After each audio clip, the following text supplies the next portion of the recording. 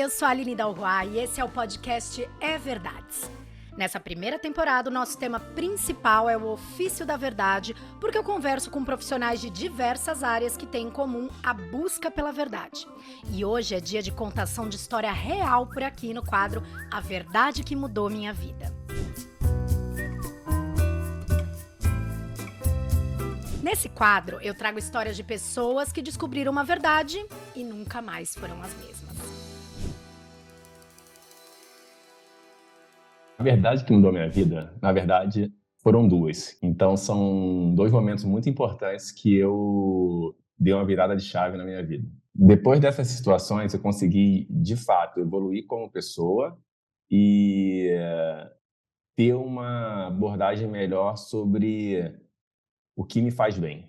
Esse é o Rafael Menezes, carioca que chegou a ser um dos 5 melhores competidores profissionais de triatlon no Brasil e que viu o sonho de chegar a uma Olimpíada como atleta ir por água abaixo depois de sofrer um grande revés na vida dele. Foi aí que ele resolveu focar no esporte, só que com um outro viés profissional. Ele passou a atuar como professor de educação física, abriu uma assessoria esportiva e também uma clínica de força. E é com isso que ele trabalha até hoje. Só que o início dessa história começa como a de muitos meninos de periferia que encontraram no esporte uma esperança para mudar de vida. Cresci e nasci no Rio de Janeiro, na capital. Sou carioca da gema, como o pessoal fala, né? Nasci ali em Jacarepaguá, num bairro chamado Praça Seca, muito conhecido como zona suburbana no Rio de Janeiro. Então, ali também que eu comecei a praticar a atividade física. Eu fui atleta de natação e depois eu migrei para o triatlon, né? Eu acho que o esporte entrou na minha vida hoje, refletindo, por uma sensação que eu não era bom em nada, né? E aí, em algum momento, a natação, eu consegui me destacar um pouco, né? Então aquilo ali já me deu uma motivação de continuar, né? E depois do triatlon, realmente, eu fui um atleta de performance, né, a nível nacional e internacional.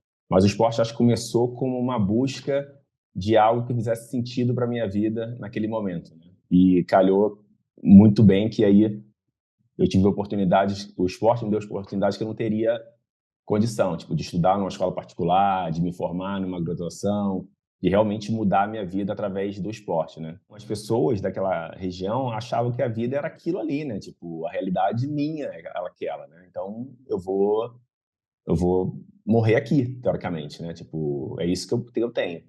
E aí, quando eu fui para uma escola particular, melhor, eu entendi que, nossa, tem um mundo inteiro aqui, sabe? Tipo, onde pessoas ali tinham uma condição financeira muito melhor que a minha e tinham realidades muito melhor que a minha também. E é exatamente isso. Em vez de eu, sei lá, sentir algum tipo de inveja, alguma coisa, eu falei, não, eu quero melhorar também, né? Eu quero também poder um dia ter essa tranquilidade ou ter mais tranquilidade do que eu tenho hoje, né? Então tem um mundo gigante aí que eu posso conquistar. Eu estudava numa escola particular, mas bem simples, né? E aí depois eu fui convidado a nadar por uma escola já com bolsa integral ali de natação. Inicialmente não foi integral, mas depois integral, né? E aí a dificuldade nessa época, né? Hoje eu refletindo, eu tinha, sei lá, 12, 13 anos, né? Então eu falo até hoje, cara, eu acho que eu paguei a minha escola desde sempre, né? Porque a gente tinha uma pressão absurda ali, porque todo final do ano a gente tinha que dar um resultado para manter a bolsa, né? Então, era aquela tensão o ano inteiro para fazer um desafio, uma competição que validaria o seu ano inteiro. Se você vai continuar essa escola, ou se você iria, no meu caso, para uma escola não tão boa, né? Então, o atleta é isso, né? Tipo, ele tem essa pressão desde muito, muito cedo. As pessoas não enxergam muito como isso funciona, mas principalmente o atleta, quando não tem uma condição financeira ali para bancar algumas coisas, ele se vê naquele mundo, cara, eu tenho que fazer isso aqui, porque senão as minhas opções vão ser bem reduzidas, entendeu? E aí, e a escola também era uma escola bem grande, tinham várias unidades, aí tinha competição entre os colégios, era super bacana a dinâmica da escola em incentivo ao esporte, assim. Eu sempre fiz alguma atividade física, meus pais colocavam a gente para fazer atividade física, eu jogava futebol e nadava, né? E aí chegou em um momento que eu não tinha tantas habilidades no futebol, que o meu técnico, que era o mesmo técnico da natação, sugeriu que eu só ficasse na natação.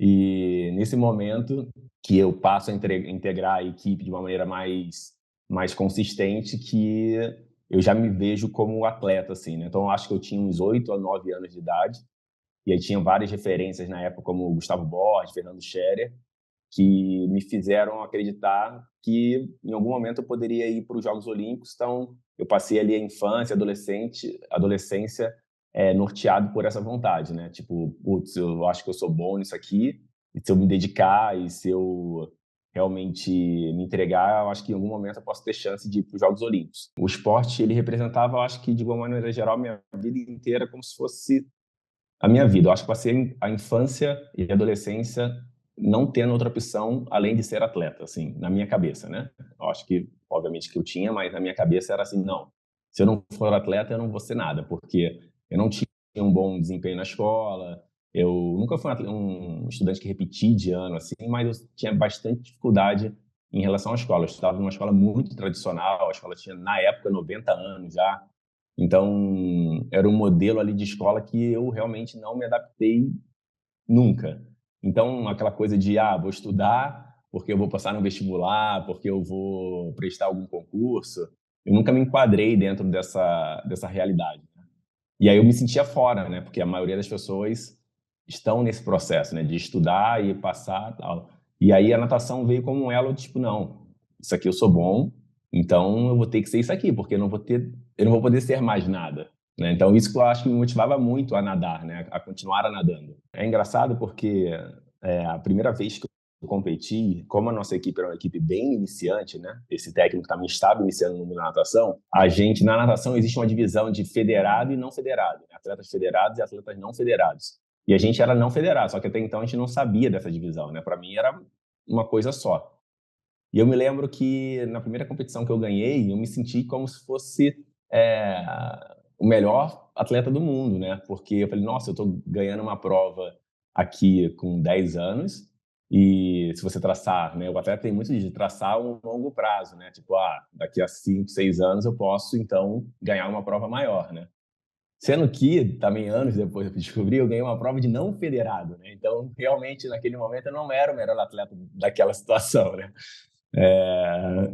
E aí depois eu enxerguei mais velho também que a natação talvez não seria o esporte que iria me levar para os Jogos Olímpicos, porque realmente para ir para os Jogos Olímpicos não é só dedicação, né?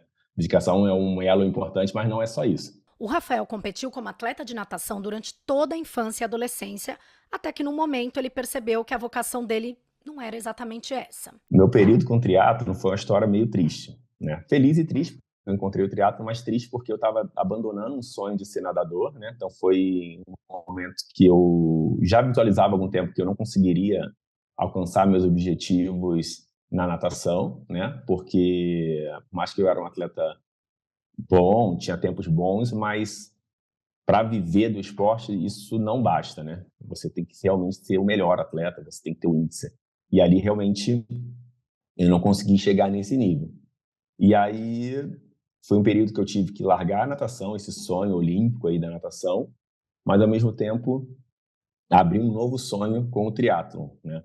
E aí isso me motivou a continuar treinando, mas na ideia, lembra, de eu só sei fazer isso, né? Então eu tenho que treinar alguma coisa porque é o que eu faço de melhor, né? Então daí começou o triatlon, isso eu devia ter uns 17, 18 anos já. Cada pessoa, ela é boa em alguma coisa, né? Então basta realmente ela enxergar no que ela é boa e desenvolver esse potencial, né? Já na natação, eu era um bom nadador, né? Mas a nível profissional, não. Mas nos treinos de corrida, eu me destacava muito já, né? Tipo, então todo treino de base ali de corrida, eu era o melhor corredor do time de natação. Eu já tinha muito mais facilidade em correr, né? E aí, em algum momento da equipe surgiram, como meu técnico realmente foi um técnico muito bom, é um técnico muito bom de natação, alguns triatletas vinham para minha equipe para melhorar a natação, né? Com ele. E aí eu conheci um triatleta, ele me convidou para ir num treino, num simulado. Eu lembro até hoje também, foi na Urca, no Rio de Janeiro, e era uma competição de natação e corrida. teoricamente eu nadava bem por um triatleta e eu corria bem por um nadador, né, ali. Mas eu abri tanto na natação que, tipo, eu quase ganhei esse simulado, assim, na primeira vez. Eu perdi, sei lá, para os 2 melhores atletas do Rio de Janeiro, na época. E eu nem fazia ainda. Aí eu falei, aí virou uma chave, claro, eu acho que eu sou bom nisso aqui. E aí eu comecei a investir nisso, né? Mas com algumas dificuldades, né? Porque aí tem bicicleta, tem a parte financeira. Foi um momento também bem difícil ali, onde muitas pessoas me ajudaram. E aí eu me lembro que eu ganhei. Um amigo do meu pai me deu uma bicicleta muito maior do que o meu tamanho. Sei lá, quase eu não cabia na bicicleta. E eu comecei com essa bicicleta mesmo. Na época eu não tive patrocínio, eu vim ter patrocínio muitos anos depois. Assim, era mais patrocínio que dava ali e ajuda de pessoas, sabe? Comecei a me destacar ali na minha região, né, no Rio de Janeiro, ganhando algumas provinhas, alguns duatlons, biatlons. E em algum momento eu falei, eu quero ir para me dedicar só nisso, né? Eu quero viver disso. E aí, só que eu não era formado ainda, né? Eu era muito novo, tinha acabado de entrar na faculdade. Aí o meu pai, sabiamente, falou, não, primeiro você se forma e depois você pode fazer o que você quiser da sua vida, mas primeiro você vai se formar. Então, eu ainda passei ali 4 anos entre trabalho, treino e faculdade. Aí, depois de 4 anos, que eu resolvi realmente me dedicar só ao esporte. Aí foi que as coisas começaram a melhorar. Aí eu vim para São Carlos, que está ali umas 3 horas de São Paulo, e vivo aqui já há 14 anos. E aqui tinha uma equipe de teatro, a seleção brasileira na época tinha uma parte que treinava aqui, os melhores atletas do Brasil estavam aqui. Então, eu escolhi aqui para me sediar. E aí, aqui, um ano depois, a gente abriu um projeto que está até hoje, que é o maior projeto de triatlon do Brasil, que é o projeto do SESI Triathlon, né? Então, eu fui um dos primeiros atletas do SESI, né? Então, ali aí eu tive contrato, direito de imagem, eu tive toda a estrutura ali necessária para desenvolver meu potencial. Mas foi sei lá, uns 6 anos depois desse início ali. Depois que o Rafael se encontrou no triatlon, a carreira dele como atleta decolou, finalmente. Eu cheguei a estar entre os 5 atletas do Brasil, entre os 70 atletas do mundo, né? Disputei ranking mundial, disputei Jogos classificatório para os Jogos Olímpicos de 2010. Realmente, eu tive no mais alto nível do esporte, né?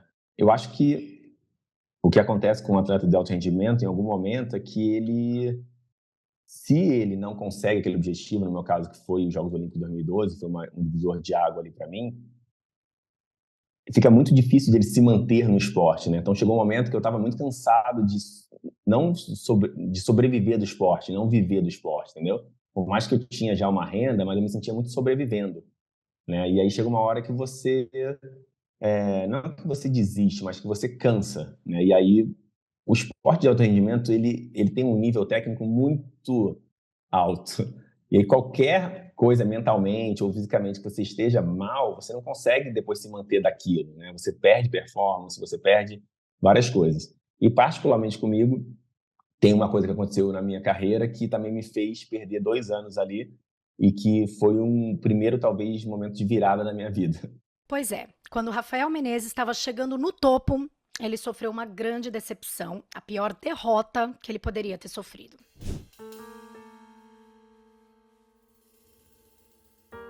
Eu estava disputando o circuito mundial, na verdade tinha acabado de entrar no circuito ali, acabado não, tinha um ano ali de circuito mundial mais ou menos, e estava indo muito bem, né? Então eu falei, cara, eu vou investir nisso. E aí a gente ia fazer uma temporada no México de competição. Então a gente ia ficar, acho que, não vou lembrar exatamente as datas, mas umas 4 semanas no México, meio que viajando e competindo. A minha principal derrota foi que eu fui punido injustamente, né? E aí, para mim, foi um dos maiores, não sei se escândalos, os maiores decepções que o esporte fez com o atleta que eu acompanhei, tá? Eu fui acusado de ter usado uma substância ilegal, onde, de fato, eu não usei. Eu sei que esse tema é bem polêmico, é bem difícil para mim falar também, porque normalmente, quando você fala que alguém sofreu com o doping ou foi pego, as pessoas já, não, tem que ser punido, não sei o quê, ele é o pior cara do mundo, já era, né? Mas, de fato, ninguém entende como é um sistema antidoping, como funciona, né? Como é um teste de antidoping. As pessoas falam porque falam, sem ter conhecimento. Mas, de fato, eu não fiz, eu acho que isso eu tenho muito claro para mim, eu não fiz conscientemente, mas eu fui acusado de ter ingerido uma substância chamada clenbuterol, e com isso, nessa corrida olímpica de 2010, isso foi em 2010, eu fui suspenso por 2 anos, né? E aí me tirou totalmente a chance de ir para os Jogos Olímpicos, aonde, se fosse naquele momento da suspensão, eu seria um dos atletas a irem para os Jogos, provavelmente, né? E aí teve uma prova lá que eu fui sorteado, na época era sorteio, de fazer o exame. E eu fui tranquilamente, falei, vou fazer o exame tranquilamente, não tem problema nenhum. Mas assim, eu nunca tive uma orientação de como ter feito o exame e como se proceder no exame, né? O exame foi feito de uma maneira totalmente errada, tinha muita gente na sala, mas para mim era uma coisa normal isso, tipo, vou fazer e vou embora. Mas hoje, se eu fosse refazer, eu poderia ter até anulado esse exame porque os procedimentos não foram padronizados. Então, eu poderia ter anulado, mas como eu não sabia, não descrevi isso na hora, né? Então, fica a minha palavra com a deles, então também não tem validade, tudo bem. E aí eu fiz o exame numa prova no México, em Huatulco, no México. Foi uma prova que eu fui super mal. Por incrível que pareça, foi o meu pior resultado no circuito mundial ali. Mas fiz o exame e, beleza, algum tempo depois, me mandaram uma mensagem falando que eu estava com um resultado adverso para clenbuterol. Clenbuterol é uma substância que é usada muito no México para fortalecimento de cavalo, de frango. Então, tem muita contaminação de clenbuterol no México, né? Então, se você botar clenbuterol no México, no Google aí, você vai ver que tem muita coisa rolando.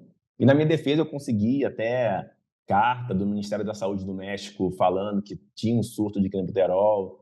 Depois, nas outras provas que teve no México, as pessoas não comiam carne, tipo, havia uma restrição dos atletas comerem. Teve um time de futebol inteiro que foi contaminado por clenbuterol no México também na mesma época. Então, tinham vários indícios de que aquilo realmente poderia ter sido uma contaminação por alguma coisa que eu comi, entendeu? Mas, como eu falei, a galera não entende o que é o antidoping. O antidoping, ele não te dá muita margem de defesa, sabe? Tipo, tá no teu corpo e ponto final. É isso que a gente quer saber. Pelo menos na época era isso. E aí até julguei e tal, mas não consegui reverter o quadro. Eu tomei 2 anos de suspensão. E aí isso realmente tirou todas as minhas chances para os Jogos Olímpicos de 2012. E é isso, né? Tipo, eu acho que depois eu voltei a fazer triatlon, foi ótimo, mas o sonho olímpico já tinha meio que me saído de mim um pouco ali, né? Porque aí ficaria muito mais difícil recomeçar tudo de novo, conseguir tudo de novo, as portas se fecham muito, né? Então, tipo, patrocinadores não queriam me apoiar, enfim, pessoas se afastaram. Nesse momento você vê realmente quem está do teu lado e quem não está do teu lado, né? E aí foi um momento bem duro, assim, da minha vida, por um lado, porque foi um sonho sendo deixado de lado ali, depois de, sei lá, 20 anos de treinamento, alguém me acusou de algo que eu não fiz e eu fui obrigado a parar, né? Então, esses são os sentimentos que eu tinha na época, de injustiça ali, né? Que eu tenho hoje, né? Tipo, acho que o sentimento de injustiça é um sentimento que a gente não consegue mudar, mas a gente consegue só conviver com ele e achar, beleza, minha vida também não se resume a isso, né? Mas foi o sentimento que eu tinha na época, cara, eu não fiz. Eu não fiz, eu não fiz. E eu nem tinha essa coisa, vou provar todas as maneiras que eu não fiz, porque não tinha possibilidade de eu provar. Tava lá, tipo, eu não sei o que aconteceu, mas eu não fiz isso, né? A única coisa que eu tenho em prova é que no México tem muitas pessoas contaminadas com isso, né? Eu não fui o primeiro, entendeu? Tipo, tá aqui para vocês. E aí cabe ter um julgamento, e o julgamento eles acharam que eu tinha culpa. Mas foi um sentimento de tristeza profunda, assim, né? Hoje, também fazendo um corte, eu teria procurado uma terapia. Na época, eu não procurei uma terapia. Na época, também, eu tinha acabado de casar, eu tinha acabado de comprar uma casa. Então, eu estava num flow muito de construir a minha vida, né? Então, por um lado, foi bom que eu foquei muito mais no meu lado profissional, né? Então eu falei, beleza, me tiraram o esporte, não tem mais como o que eu possa fazer, né? Tipo, o que eu posso fazer eu fiz, gastei tudo que eu tinha, e agora eu tenho que começar do zero de novo, porque eu tenho uma família para seguir, né? E aí eu acho que desde muito de sempre assim eu falei não, vou trabalhar, sou formado, por isso que eu falo, graças a Deus meu pai me obrigou a me formar lá atrás, não deixou eu vir tentar ser atleta sem uma formação, porque nesse momento a formação me ajudou muito, né? Então aí que eu comecei a trabalhar aqui em São Carlos. Aí, para descontar a minha tristeza, eu trabalhava tipo 12, 14 horas por dia, sabe? E não conseguia treinar em hipótese alguma. Então, quando eu subia na bicicleta, eu chorava muito. Eu não conseguia ter essa relação com o treino nessa época, né? Porque era um sentimento talvez de raiva ali, né? Tipo, eu não deveria estar aqui, né? Tipo, eu podia estar disputando, eu podia estar realmente finalizando uma vaga para os jogos, né? Na mesma época que o Rafa foi punido, um outro atleta também foi pego num antidoping e a postura nos 2 anos de afastamento desse outro atleta foi completamente diferente desse sentimento de revolta e tristeza que o Rafa conta ter tido, sabe? Ele foi pego com uma substância que realmente gera performance, que é o EPO, é bem famoso aí nas provas de longa distância. E eu fui acusado por clenbuterol, que são duas substâncias diferentes, tá? E aí, mas meio que caiu todo mundo no meio balaio, né? Tipo, os dois estão errados iguais. E ele continuou treinando e logo depois que ele cumpriu a suspensão dele, ele já deu vários resultados bons. E eu não, eu estava começando a voltar a treinar, tipo, a ver se era isso mesmo que eu iria fazer, entendeu? Então, eu acho que é isso, eu acho que ele meio que assim, eu fiz errado e beleza, agora eu aprendi com o meu erro, não sei, aprendi com o meu erro e agora eu vou treinar. E eu tinha um sentimento de raiva, né? Tipo, porra, me sacanearam, me tiraram tiraram o meu sonho, tiraram quem eu sou, sabe? Tipo, tiraram o que eu posso ser, sabe? E esse sentimento demorou para eu tirar de mim. Aí passou 2 anos, eu estava meio que decidido a não voltar ao esporte, né? Tipo, a continuar minha carreira. Mas depois tem aquela coisa, né? Tipo, eu não posso desistir do meu sonho, sabe? Tipo, eu não posso desistir. E eu falei, não, eu vou tentar viver do esporte. Eu acho que não tinha mais um sonho dos Jogos Olímpicos, mas eu vou tentar viver do esporte, que era um sonho também real. E aí voltei em 2012, logo quando acabou, voltei a treinar. Fui para os Estados Unidos treinar, fui na loucura, tinha um amigo meu nos Estados Unidos. Falei, cara, posso ficar aí? Aí meu pai me emprestou um dinheiro e aí fiquei lá. E aí participei, aí foi um período de aprendizado incrível, porque aí depois fui chamado por um time americano de triatlon, né? E aí fiquei 2 anos treinando com esse time, mas aí mais para provas de longa distância, né? Mas o que aconteceu foi que, em 2 anos de punição, eu vivi financeiramente falando muito melhor do que minha vida de atleta. E aí, quando eu voltei a competir, eu comecei a ter as mesmas dificuldades financeiras, sabe? De patrocínio, de não ter verba, de não sei o quê, que eu tinha antes. Aí eu fiquei 2 anos ainda competindo profissionalmente, fiz um Ironman Brasil excepcional, assim, para uma estreia, fui top 10 aqui no Ironman Brasil, uma prova fortíssima. Fiz um tempo na época para iniciante que poucas pessoas faziam, mas aquilo financeiro estava me incomodando, sabe? Tipo, eu estava cansado disso, né? Pô, eu tenho essa questão desde 8 anos de idade, de dificuldade, não sei o quê, e aí, de novo, formado, trabalhando, não tendo essa necessidade mais de passar por isso, eu falei, não, eu tenho que me dedicar ao meu trabalho e rentabilizar e ganhar dinheiro e viver disso, trabalho, né, de aula, de assessoria, e depois, em algum momento, eu volto para o esporte, se for necessário, entendeu? E aí meio que eu cansei, eu acho que depois de 2 anos ali da minha volta, eu cansei e falei, não, vou me dedicar à minha equipe ali, tá difícil para mim suportar isso aqui, né? Porque as pessoas se afastam também, sabe, ali, tipo, não foi um momento onde as pessoas não tive ajuda, não tive, pelo contrário, as pessoas só fecham portas, assim, quando você volta de uma situação dessa. Então acho que eu não precisava mais, sabe? Tipo assim, eu realmente dei o meu melhor sempre, fiz o meu melhor sempre, e por uma injustiça realmente, tipo, a minha carreira foi prejudicada. Então, não é culpa, não é nada, as coisas acontecem, né? Tipo, comigo foi isso, com outros atletas, talvez outras coisas acontecem na vida deles, mas para mim esse momento foi bem marcado que aquilo ali mudou a minha vida para sempre, assim, sabe? Essa saída do Rafael do triatlon profissional aconteceu em 2014. De lá para cá, já são 10 anos afastado das competições, se dedicando a outras funções no esporte, mas com um sentimento estranho que não vai embora. Durante esses 10 anos todos, teve muita angústia e muita dificuldade de me encaixar naquilo que eu estava fazendo, sabe? Porque estava sempre faltando algo, né? E hoje, né, tipo, eu vejo que esse algo era a competição, era o esporte, né? Tentei voltar a treinar e não conseguia dar seguimento a isso, né? Aí tem uma verdade que acontece, que foi quando eu tive a minha filha. No meio dessa angústia profissional de ter abandonado o sonho de ser atleta, foi que o Rafael teve o insight da primeira verdade que mudou a vida dele. Eu sou pai de uma pequenininha de 6 anos e a Rafaela, ela realmente, de fato, mudou a minha vida muito. Tipo, eu amo ser pai, né? Eu acho que eu fui construindo essa vontade, né, com o nascimento dela. Eu acho que para o homem é uma coisa que a gente tem que conversar muito sobre paternidade, né? Sobre qual é o papel do homem ali na criação do filho e na convivência com a esposa ali, né? No parto e na gestação e depois.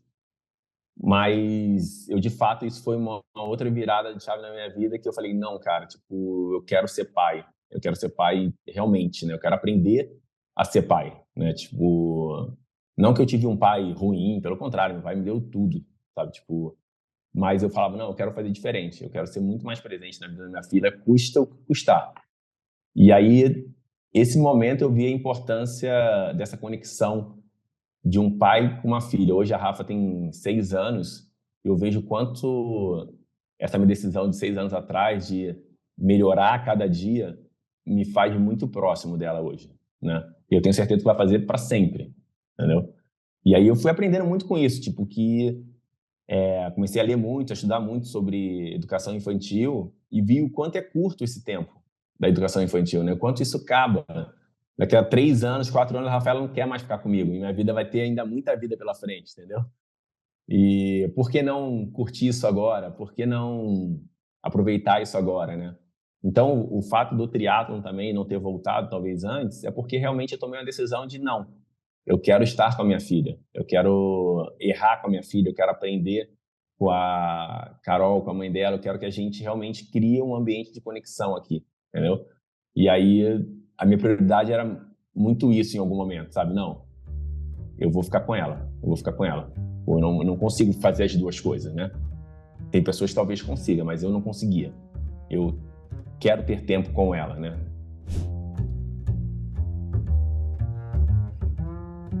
A segunda verdade que mudou a vida do Rafael Menezes é bem mais recente. Eu, há 3 ou 4 meses atrás, fiz uma bateria não de exames, né? Mas passei por alguns médicos especialistas e fui diagnosticado com TDAH, né? E aí, beleza, fui pesquisar o que é o TDAH, né? E como é banalizado isso hoje em dia também, né? E a partir do momento que eu pesquisei e me identifiquei com aquilo e procurei um tratamento adequado, isso mudou a minha vida como, eu não sei nem dizer assim, Aline, da água para o vinho, é como se eu fosse realmente outra pessoa. Então, todos os barulhos, todas as incertezas, todas as angústias que eu tinha em relação a mim, né, as questões vieram por água abaixo, assim, tipo, cara, era isso. Eu só precisava ter um tratamento, entendeu? Eu não precisava de mais nada. Eu sou normal, eu penso igual a todo mundo, mas um TDAH, dependendo, assim, tem vários tipos e tal, mas no meu caso era uma mente muito perturbada, né, cara? Muito com vontade de fazer tudo ao mesmo tempo e não fazer nada, entendeu? E aí você realmente fica no mesmo lugar, né, cara? Tipo, quando você não é tratado. E aí, se eu fosse tratado na infância, provavelmente eu acreditaria muito mais em mim, né? Eu não teria escolhido o esporte porque eu me achava incapaz, eu teria escolhido o esporte porque eu era bom no esporte, né? Graças a Deus que eu tive esporte, mas as pessoas que não têm o esporte, né? Como uma característica. Então, o TDAH, quando eu comecei o tratamento com medicação, isso foi incrível, assim. Cara, como melhorou a minha vida 200%. Medicação faz mal para quem não precisa da medicação, né? Isso ela faz mal. Mas para quem precisa da medicação, a medicação faz bem, né? Pelo contrário, a medicação te dá a possibilidade de, em algum momento, talvez não ser medicado, dependendo do que a pessoa tenha, e de viver melhor, no meu caso, sabe? Tipo, de realmente agora me sentir pleno em fazer as coisas. E fazer as coisas com muito mais qualidade, com muito mais potencial, entendeu? E aí me deu essa possibilidade de voltar a fazer triatlon, porque agora eu consigo planejar, eu consigo falar não, eu consigo ver coisas a longo prazo, eu consigo muita coisa. E faço terapia, né? Tipo, eu falo para minha terapeuta que depois do diagnóstico, o Rafael é uma folha em branco. É literalmente essa sensação que eu tenho hoje, sabe? Que eu sou uma folha que estou começando a ser escrita agora, novamente, né? Isso é demais na vida, né? Tipo, depois de 40 anos, você conseguir começar uma vida, essa sensação que eu tenho hoje é essa, que eu estou começando uma vida nova. E graças a Deus, 10 anos depois, eu vou voltar a competir. Então, tipo, é uma sensação louca, né? Tipo, porque é como se passou 10 anos e um piscar de olhos e eu estou 10 anos tentando voltar e não conseguindo, né? Por que isso? Porque eu tinha algo que eu não estava conseguindo explicar, né? Era mais forte do que eu. E aí, a partir do momento que exatamente no momento, foi assim, na primeira semana de tratamento, foi muito natural, porque ser atleta e ser esportista e viver assim é quem eu sou, sabe? Independente de tratamento, nada, é quem eu sou. Só que o tratamento me deu a possibilidade de retornar, de conseguir organizar as coisas. E a partir desse momento que eu organizei, não há o que importe na minha vida, eu vou fazer atividade física, eu vou competir. Lógico que tenho pretensão de ser profissional, lógico que não, estou em outra fase da minha vida. Eu nem quero ser profissional, mas o esporte e a competição é algo que eu quero para minha vida, que sempre esteve na minha vida, que me trouxe até aqui. Então, quando eu comecei o tratamento, Aline, é impressionante. Tipo, eu falei, depois de um mês que eu voltei pro médico, eu falei, cara, eu tô treinando todos os dias. Tipo, sem pensar em nada, sabe? Eu só vou lá e treino, sem dúvidas e sem minha cabeça em silêncio naquele momento, entendeu? A atividade física, ela complementa um tratamento, né? Tipo, e o que me dá mais possibilidade ainda e mais bem-estar ainda, né? Então, quando eu faço atividade física, sei lá, 2 vezes no dia, quando eu faço mais atividade física, eu fico muito mais controlado, né? E talvez por isso também que eu fiquei tão controlado durante tanto tempo, porque eu treinava muito, né? Eu treinava 30 horas por semana, 25 horas por semana, né? Então, mas a partir do momento que eu tenho uma vida normal, onde eu não consiga mais treinar 30 horas por semana, que eu não vou ter uma descarga ali de hormônio tanta, eu preciso me tratar também, além da atividade física, né? Que é com um especialista, com terapia, com um médico ali te orientando, com começo, meio e fim. Parece meio clichê falar, mas eu acho que quem tem TDAH talvez vai entender, entendeu? Tipo assim, parece que tipo, eu nunca vivi na vida, meu sono melhorou.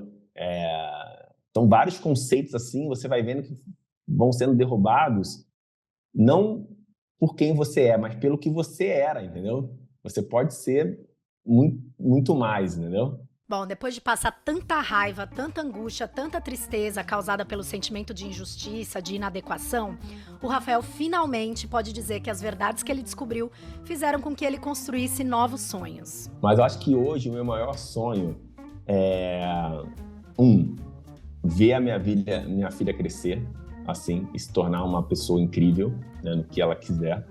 Hoje eu trabalho muito por isso. Trabalho, quando eu digo, não trabalho físico, mas trabalho em mim isso, sabe? E a nível comigo, eu acho que o meu maior sonho, eu não sei. Tenho dificuldade em responder, mas eu acho que os Jogos Olímpicos ainda tá dentro de mim. Talvez não como atleta, mas talvez como técnico, como alguma coisa, sabe? Eu acho que é uma coisa, como eu falei, eu acho que o tratamento e esse ano me fez acreditar muito mais em mim, sabe? Tipo, aonde eu posso chegar. Eu acho que eu estava muito restrito eu só podia ser atleta, sabe? Eu acho que não, acho que eu posso ser muito, muito mais. Então, quem sabe? Acho que os Jogos Olímpicos ainda talvez seja uma possibilidade. E essa foi a história do ex-triatleta profissional Rafael Menezes no quadro A Verdade que Mudou Minha Vida.